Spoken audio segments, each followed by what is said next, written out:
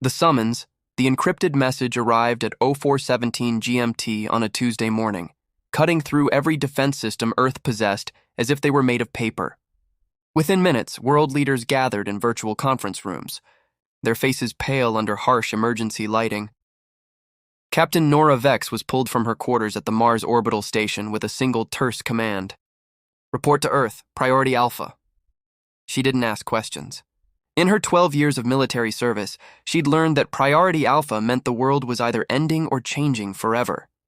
The transport shuttle screamed through Earth's atmosphere, and Nora pressed her forehead against the cool window, watching continents blur beneath her. Her dark hair was still damp from the shower she'd barely had time to take, pulled back in a regulation bun that did nothing to soften her sharp features. She'd been told nothing except to pack for an extended absence and that a scientist would be joining her. Dr. James Corrin was already waiting in the briefing room when she arrived, looking thoroughly out of place in his wrinkled civilian clothes. He was younger than she'd expected, maybe 35, with kind eyes behind wire-rimmed glasses and hands that wouldn't stop fidgeting with his tablet. When Nora entered, he stood quickly, nearly knocking over his chair. Captain Vex? I'm James, Dr. Corrin, I mean. Quantum physics and xenobiology. He extended his hand, then seemed to second-guess the gesture halfway through. Nora shook it firmly, noting the calluses on his fingers. Doctor, any idea what this is about? They haven't told you either? Relief flooded his voice. I thought maybe military command knew more than... The door hissed open, cutting him off. Admiral Helena Frost entered, her silver hair stark against her dark uniform, followed by something that made both Nora and James freeze. The being moved like liquid light, its crystalline form shifting through colors that had no names in human languages. It stood roughly human height, though its shape seemed uncertain, as if reality couldn't quite decide what form it should take. I am Ambassador Six Tal, it said, though its mouth didn't move. The words simply appeared in their minds, gentle but undeniable. I bring greetings from the Galactic Assembly. James's tablet clattered to the floor. Nora's hand instinctively moved toward where her sidearm would normally be, finding only empty air. Admiral Frost's expression remained carved from stone. Captain Vex, Dr. Corrin, as of this moment, you are humanity's first contact delegation. The Assembly has summoned us to answer for our existence. Answer for... James started, but Six Tal's form rippled, drawing their attention. Your species has been observed for some time. Your rapid technological advancement concerns the Assembly. Many species required 10,000 years to achieve what you accomplished in 100. This troubles the elder races. Nora found her voice, forcing it to remain steady. We're being put on trial? You are being given the opportunity to prove you belong among the stars. The ambassador's colors shifted to something that might have been sympathy. Many in the Assembly believe humanity is too dangerous, too unpredictable, too young. They would prefer to quarantine your system until you mature naturally. That could take millennia, James whispered. Or it could never happen at all. Six Tal floated closer. You have been chosen to change their minds. You will speak for all of Earth, for all of humanity's past and future. The Assembly convenes in 3 solar cycles. The briefing room fell silent except for the hum of ventilation systems. Nora felt the weight settling on her shoulders, heavier than any mission she'd carried before. She glanced at James, who looked like he might be sick. 3 days, Admiral Frost said. You'll receive full briefings on everything we know about the Assembly. Though I'll warn you now, it's not much. Dr. Corrin, you'll need to explain our scientific capabilities without revealing our classified projects. Captain Vex, you're there to show we can be diplomatic when necessary, but won't be pushed around. And if we fail? Nora asked. Frost's jaw tightened. Then humanity stays trapped in our solar system, while the galaxy moves on without us. Earth becomes a cosmic backwater, watched and contained like a dangerous experiment. After the Admiral left to handle the political firestorm, Nora and James stood alone in the briefing room with Six Tal, who had dimmed to a faint glow. You're afraid, the ambassador observed. This is natural. The Assembly is designed to inspire fear. That's comforting, James muttered, retrieving his tablet with shaking hands. Nora stepped forward, meeting what she thought might be the alien's eyes. We'll need to know everything you can tell us.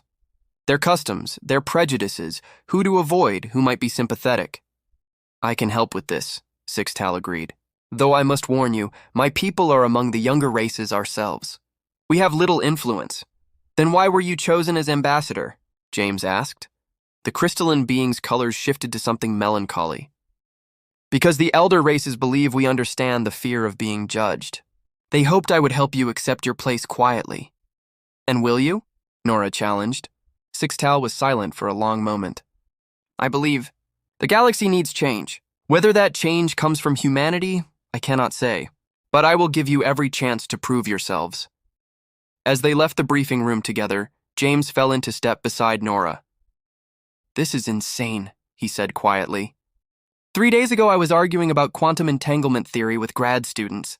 Now I'm supposed to convince ancient aliens that we deserve to exist among them? You'll do fine, Nora said, surprised by the reassurance in her own voice. They chose you for a reason. They chose me because I'm expendable. He laughed bitterly. If this goes wrong, losing one theoretical physicist won't cripple Earth's space program. Nora stopped, forcing him to meet her eyes. Listen to me. We're going to walk into that assembly, and we're going to show them what humanity really is. Not perfect, not ancient, but strong, adaptable, worth their respect. She held his gaze. And we're going to do it together. Something in his expression softened, and for the first time since meeting him, Nora saw the sharp intelligence that must have earned him this impossible assignment. Together, he agreed quietly. Neither of them knew that in 3 days, they would stand before beings who had witnessed the birth of stars, or that their partnership would be tested in ways they couldn't imagine. They didn't know that the trial ahead would force them to rely on each other completely, or that somewhere between Earth and the assembly station, 2 strangers would become something more. All they knew was that humanity's future rested on their shoulders and time was running out. First contact, the assembly station hung in the void like a crystalline flower, its petals made of materials that bent starlight into impossible colors. As their shuttle approached, Nora watched through the viewport, her reflection ghosting over the alien structure. Beside her, James hadn't looked up from his tablet in an hour, muttering equations under his breath. You need to sleep, she said quietly.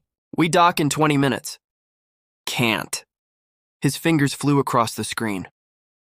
If they ask about our fusion drives, I need to explain without mentioning the military applications. If they ask about our biotech, James, she reached over and gently closed the tablet.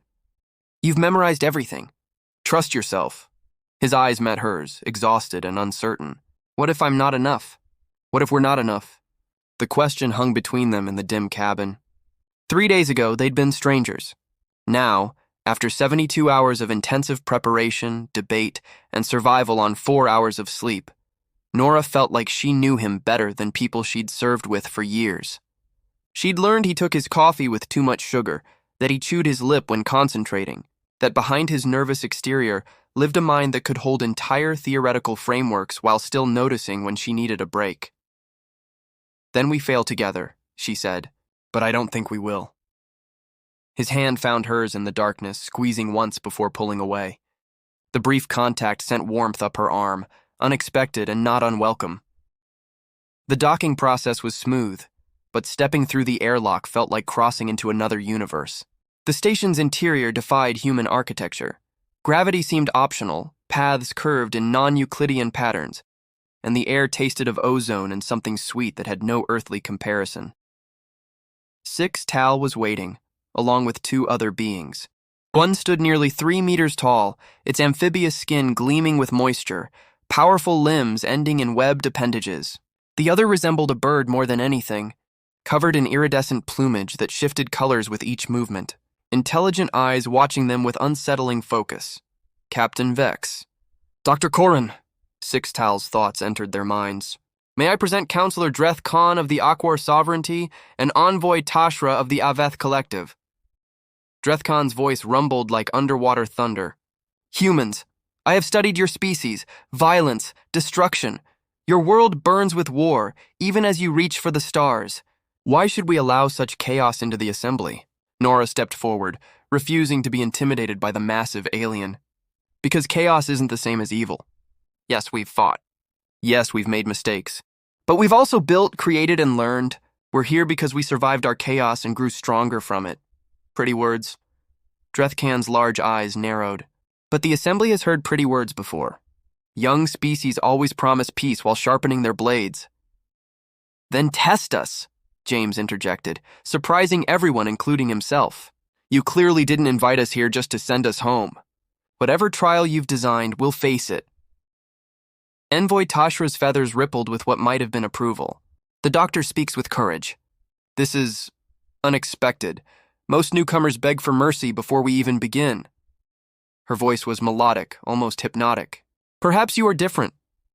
Perhaps we'll surprise you, Nora said. They were led deeper into the station, through corridors where dozens of alien species stopped to stare. Some whispered in languages that hurt to hear. Others simply watched with expressions ranging from curiosity to outright hostility. Nora kept her spine straight, her expression neutral, acutely aware of James walking close beside her. Their quarters were assigned in a section reserved for probationary species, isolated, Spartan, clearly designed to remind them of their low status. The moment the door sealed behind them, James collapsed onto one of the sleeping platforms, pulling off his glasses to rub his eyes. That went well, he said weakly. Only threatened with extinction twice. That's got to be a record. Nora sat beside him, close enough that their shoulders touched. Drethkan is going to be a problem. He's already decided we're guilty. But Tashra seemed interested. Did you see how her feathers changed color when I mentioned the trial? I think she's genuinely curious about us. Curious doesn't mean supportive. Nora leaned back against the wall, suddenly exhausted. The adrenaline that had carried her through the confrontation was draining away, leaving only the weight of responsibility. James, what if they're right? What if humanity is too dangerous? He turned to look at her, and something in his expression had changed. You don't believe that. I've seen what we do to each other. I've fought in wars over resources, territory, ideology. I've watched good people die for stupid reasons. Her voice dropped. Maybe we should stay contained until we figure out how to stop killing ourselves. James reached out, his fingers brushing her jaw, turning her face toward his. The gentleness of the gesture shocked her more than the contact itself. Nora, every species out there probably has the same history. The difference is we're honest about it. We don't pretend to be perfect. She should pull away. Maintain professional distance. They were colleagues on the most important mission humanity had ever undertaken. But his hand was warm against her skin, and his eyes held understanding she desperately needed. I'm scared, she admitted, the words barely a whisper. Me too. He smiled slightly, but at least we're scared together. The space between them disappeared. Nora wasn't sure who moved first. Maybe they both did, but suddenly his lips were on hers, gentle and seeking. She responded without thinking, her hand coming up to tangle in his hair as he pulled her closer. The kiss deepened, 3 days of tension and fear and growing attraction pouring into the contact. When they finally broke apart, both breathing hard, James rested his forehead against hers. That was probably not protocol. Definitely not protocol, Nora agreed, but she didn't move away. We should focus on the mission. Absolutely. The mission is everything. Neither of them moved. The station hummed around them, alien and vast.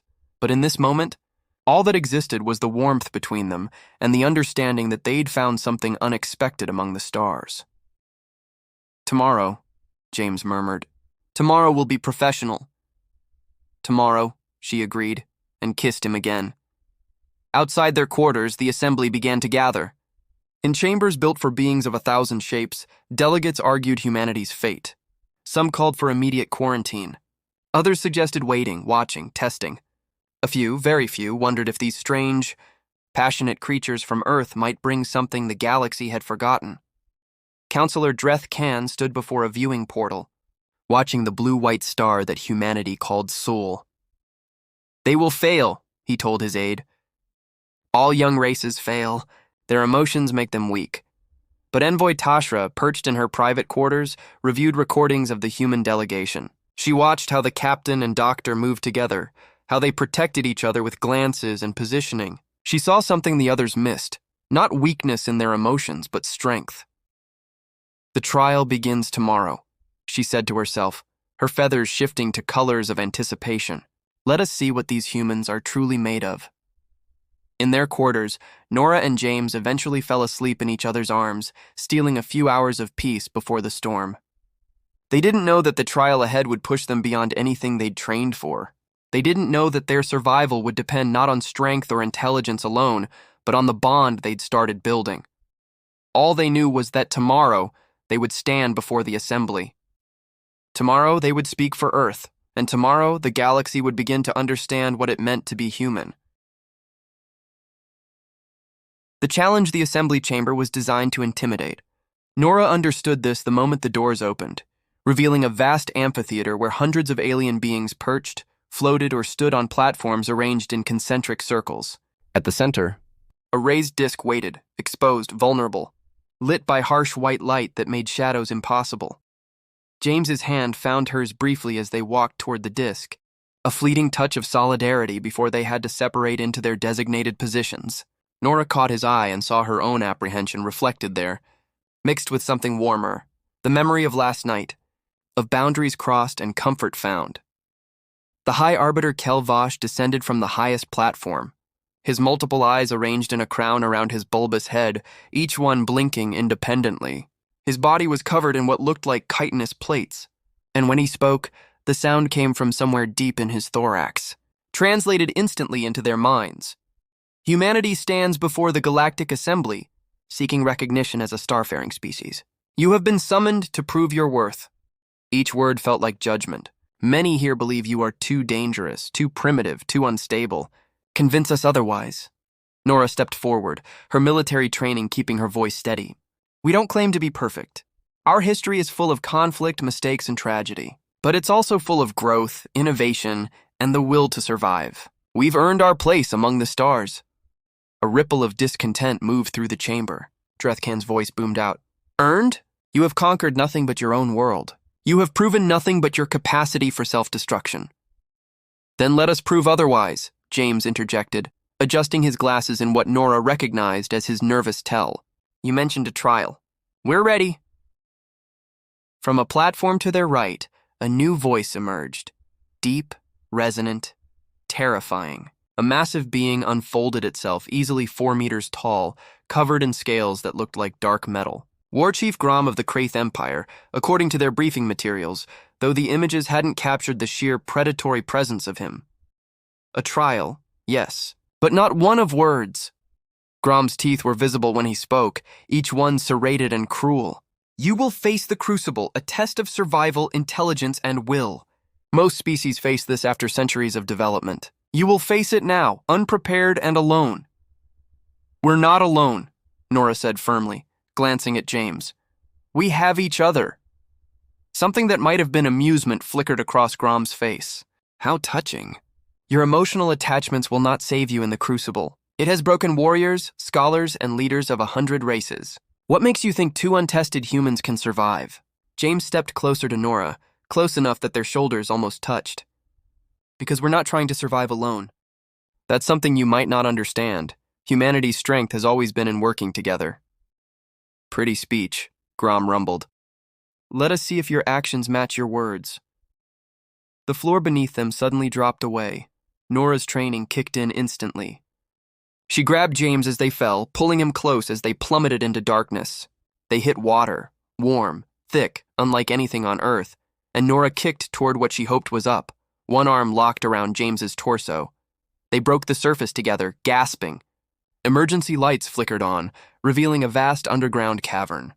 Platforms floated on the liquid surface, constantly moving, rearranging themselves. Above, the opening they'd fallen through sealed shut. You okay? Nora asked, treading water while helping James stay afloat. Aside from nearly drowning? Wonderful. He coughed, pushing wet hair from his eyes. What is this? The first test, probably. We need to get to those platforms. They swam together, fighting the strange viscosity of the liquid. When they hauled themselves onto the nearest platform, Nora immediately assessed their situation. No visible exits. No weapons. No supplies. Just each other and their wits. A voice echoed through the cavern, Kel-Vosh's, tinged with cold amusement. The Crucible adapts to test your greatest weaknesses. For humanity, we have chosen tests of trust, sacrifice, and unity. Survive and you will be heard. Fail, and your species returns to quarantine for 1,000 years. The platforms began moving faster, some rising, others sinking. James grabbed Nora's arm as their platform tilted. There. He pointed to a distant wall where symbols glowed faintly. Those markings, they're mathematical progressions. There's a pattern. Can you solve it? Maybe, but the platform lurched, throwing them both off balance. James slid toward the edge, and Nora lunged, catching his wrist. I've got you, she grunted, pulling him back. They lay on the platform for a moment, breathing hard. James looked at her, water dripping from his hair, and despite everything, he smiled. You know, when I imagined first contact with aliens, it didn't involve this much swimming. She laughed despite herself, short and sharp. When I imagined it, you weren't there. Disappointed? No. She helped him to his feet, keeping his hand in hers. James, about last night. Later, he said quickly. Right now I need to focus on that pattern, and I need you to get us there. What followed was a desperate dance across shifting platforms. James called out calculations, predicting which platforms would rise or fall. Nora timed their jumps, catching him when he miscalculated, trusting him to guide their path.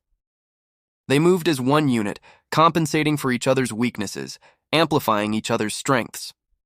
Twice, Nora had to grab James as platforms gave way beneath them.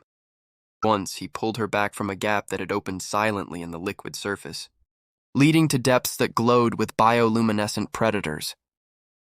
When they finally reached the wall, both were exhausted, bruised, gasping.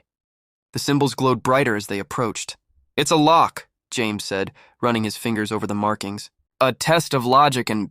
Oh no. What? It requires 2 people working simultaneously. He pointed to 2 panels far apart. These sequences have to be entered at exactly the same time, but I can't reach both. We'll have to split up. Nora's jaw tightened. She looked at the distance between the panels, maybe 15 meters across unstable platforms. They're testing if we'll separate, if we trust each other enough to work apart. Clever, James admitted. Except I have no idea how to explain the sequence to you in time. It's based on quantum probability matrices. Even if I had an hour, then we need another way. Nora studied the cavern, her tactical mind working. What if we don't do it simultaneously? What if we trick it? The timing has to be precise. Within milliseconds, an idea struck her. Your tablet. Is it waterproof? The military-grade one they gave me? Should be. Why? Because you're going to program the sequence into it, and I'm going to trigger it at your signal. She was already moving toward the second panel. You handle the complicated math. I'll handle the timing. James stared at her. You're trusting me with all the technical work? You're trusting me not to screw up the timing. I'd say we're even. She smiled at him across the gap. Together, remember? Something warm filled his expression. Together. What happened next would be reviewed by the assembly for days afterward.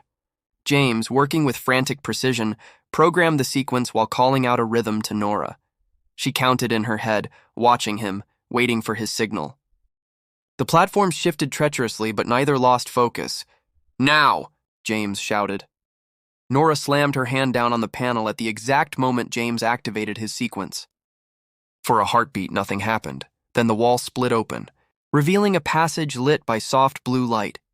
They scrambled through as the cavern began collapsing behind them, the liquid rising, platforms sinking. They ran down the corridor together, finally emerging into a smaller chamber, where Kel Vosh and several other assembly members waited. The High Arbiter's multiple eyes studied them with what might have been surprise. You have passed the first trial. Unexpected. There's more? James asked weakly. War Chief Grom stepped forward, and this time there was something like respect in his posture. Much more. But you have earned the right to continue. Most species quit after the crucible of water. They choose quarantine over perseverance. Nora pulled James close, both of them soaked, exhausted, but standing. Then you don't know humanity very well. We don't quit. As they were led to recovery chambers, Nora caught sight of another figure watching from the shadows. An elderly being with skin like ancient bark, wrapped in robes that seemed to be made of living moss. Scholar Yin Farah, one of the assembly's historians. Their eyes met briefly, and the ancient being nodded slowly, as if recognizing something. In the recovery chamber, Nora and James collapsed onto benches, finally alone. Medical scanners hummed around them, checking for injuries. "We did it," James said, still not quite believing. "We did." Nora turned to him, cupping his face in her hands. "James, about what I said before." "About you being there. I meant it. I'm glad it's you." He kissed her then, urgent and desperate, relief and fear and something deeper all mixed together. When they broke apart, he whispered, "Whatever comes next, we face it like this, together." "Together," she agreed, and held him as the station hummed around them and the assembly debated their fate. Outside, the galaxy watched and wondered. 2 humans had survived what many thought impossible. The question now was, what else were they capable of? The revelation. The second trial came without warning. Nora and James had barely recovered from the crucible when guards arrived, insectoid beings with mandibles that clicked ominously. They were escorted through corridors that grew progressively more hostile, where alien delegates openly glared and whispered threats. Nora kept her hand near James's elbow, a subtle gesture of protection that didn't go unnoticed. The new chamber was smaller than the Grand Assembly Hall, more intimate and therefore more threatening. Kelvash stood at its center, flanked by Grom and 3 other beings Nora didn't recognize.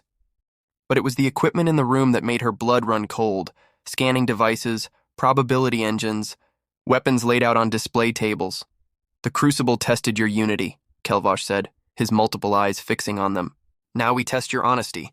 We will scan your ship, your technology, your secrets.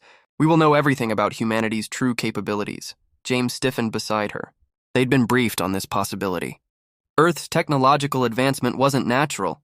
Centuries of progress compressed into decades through collaborative efforts, breakthrough discoveries, and a few innovations they'd been specifically told to keep classified.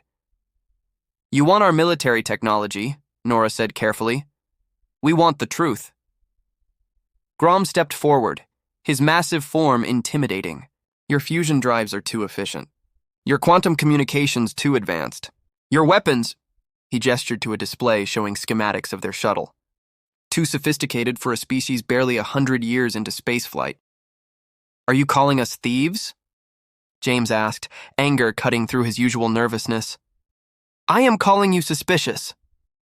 Dreth Khan emerged from the shadows, his amphibious bulk gleaming. "Perhaps you found ancient technology. Perhaps you stole it from visitors. Or perhaps," his eyes narrowed, "you are more dangerous than you appear, capable of innovation that threatens the established order." Nora felt James tense, recognizing the trap.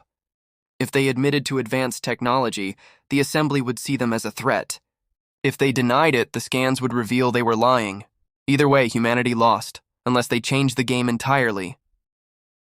"You're right," Nora said suddenly. "We are more advanced than we should be." "Nora," James started, but she squeezed his hand, silencing him. "We accelerated our development artificially. Not through theft or discovery, but through something the assembly seems to have forgotten." She looked directly at Kelvash. "Desperation!" The chamber fell silent. Scholar Yin Farah, who had been observing quietly from a corner, leaned forward with interest. "Explain!" Kelvash demanded. James understood what Nora was doing. "Our world is dying," he said, the words painful but true. "Climate change, resource depletion, pollution. We had maybe 200 years left on Earth, so we made a choice: evolve or die. Every brilliant mind, every resource, every discovery was shared globally. No nation hoarded knowledge. No corporation kept patents. We worked as one species because we had no other option." "You unified your entire world?" Grom sounded skeptical. "No," Nora admitted. "We still fight. We still disagree. But on this one thing, on survival, we found common ground. The technology you see isn't stolen or miraculous. It's the result of our whole species working together against extinction." The assembly members exchanged glances. This was unprecedented. Most species unified gradually over millennia, not in desperate decades. Yin Farah's ancient voice creaked like wind through dead trees. "This claim can be verified. Show us your world." What followed was 3 hours of brutal interrogation. James interfaced with their systems, opening Earth's databases, showing the collaboration networks, the global research initiatives. He explained quantum breakthroughs achieved by teams spanning continents, fusion advances made by scientists who'd once been enemies. Nora stood beside him throughout, answering questions about the military applications, the difficult choices, the wars nearly fought and narrowly avoided. She didn't hide humanity's flaws. She showed them everything: the conflicts, the protests, the nations that resisted unity, the people who suffered in the rushed transition. "We're not perfect," she said finally, exhausted, "but we're trying. And yes, that makes us dangerous, because we learned that when survival is at stake, humanity will do whatever it takes." Grom had been silent for some time, studying the data. Now he spoke, his voice thoughtful. "You weaponized desperation, turned your greatest weakness into strength." "We adapted," James corrected. "Like any successful species." Kelvosh's eyes closed and opened in a complex pattern that might have been deep thought. "The scan of your shuttle revealed something else. Energy signatures consistent with faster-than-light communication. Yet you claim no contact with other species before us. This was it. The real secret." Nora felt James go rigid beside her. "We call it quantum entanglement communication," James said quietly. "Theoretical until 18 months ago. Now operational," the chamber erupted. Delegates who had been watching remotely began shouting through communication channels. Grom's scales bristled. Even Yin Farah looked shocked. "Impossible," Drethkon hissed. "That technology requires understanding of subspace physics that takes millennia to develop." "Or really good desperation and a scientist who refused to believe it was impossible," James shot back, some of his old confidence returning. "Dr. Yuki Tanaka, actually. She's 63, teaches at MIT, and apparently figured out what you all said couldn't be done." "This changes everything," Kelvosh said slowly. "FTL communication it breaks the Assembly's control over information. If every young species could develop this, then young species wouldn't need your permission to talk to each other," Nora finished. "That's what really scares you, isn't it? Not that we're dangerous, but that we're independent." The accusation hung in the air like a blade. It was Yin Farah who broke the silence. "The human speaks truth. We have become comfortable as gatekeepers, perhaps too comfortable." The ancient scholar moved closer, studying them with eyes that had witnessed eons. "You remind us of what we once were, hungry, desperate, alive." "That doesn't mean we can trust them," Drethkon protested. "They could destabilize everything." "Or they could shake us from our stagnation," Tashra said, her feathers rippling as she entered the chamber. "I have been reviewing the data. Humanity's unified response to extinction, it is remarkable. Worthy of study, not fear." The debates raged on, but Nora felt the shift. The Assembly was divided now, truly divided, and that division was itself a kind of victory. When they were finally dismissed, guards escorted them back to their quarters. The moment the door sealed, James pulled Nora into a fierce embrace. "That was either brilliant or insane," he murmured into her hair. "Probably both." She pulled back to look at him. "James, if they reject us, then we go home and keep trying." He kissed her forehead. "But I don't think they will. Did you see Yin Farah's face?" And Tashra's feathers were shimmering with excitement. "And Grom's weren't," Nora pointed out. "Grom respects strength. We showed him that." James guided her to the sleeping platform, pulling her down beside him. "Right now, I just want to hold you and pretend we're not carrying the fate of humanity on our shoulders." She settled against him, feeling his heartbeat steady against her back. "When we get home," she said quietly, "assuming we do, what happens with us?" His arms tightened around her. "I don't know. But I know I want to find out." They fell asleep tangled together. Exhausted and uncertain, while light years away on Earth, billions of people waited for news that would determine their future among the stars. In the Assembly chamber, an emergency session convened. Lieutenant Marcus Webb, who had remained on the human shuttle, was brought before the council with news that would change everything. "Speak," Kelvosh commanded. Webb, younger and less diplomatic than his companions, stood at attention. "Earth has detected movement in our outer solar system. Unknown ships, not human, entering our space while our delegation is here." Silence fell like a hammer. "The timing," Grom said slowly, "is not coincidental." Drethkon's eyes widened. "If humanity believes we sent ships to threaten their homeworld while their representatives are trapped here, then we will have war," Yin Farah finished. And the assembly will have created the very monster we feared.